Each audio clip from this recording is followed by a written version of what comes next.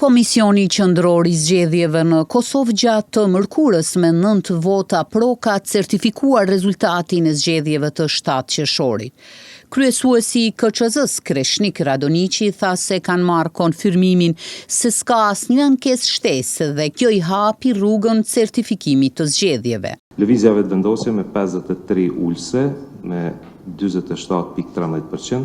Partia Demokratike e Kosovës me 22 ulëse me 19.24%, Lidhja Demokratike e Kosovës me 18 ulëse me 16.69%,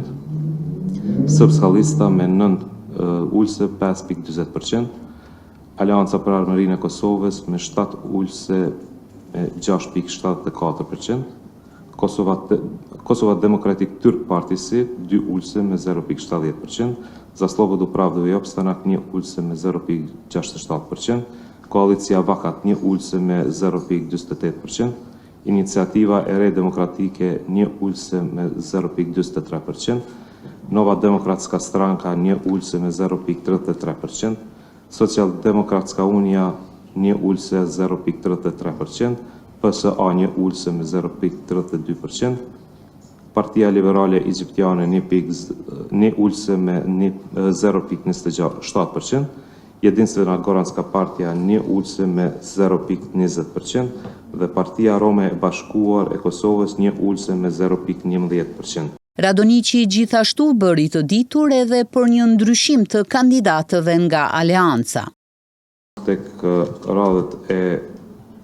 Aleancës kemi ndryshim në renditje ku në vend të Ardian Gjinit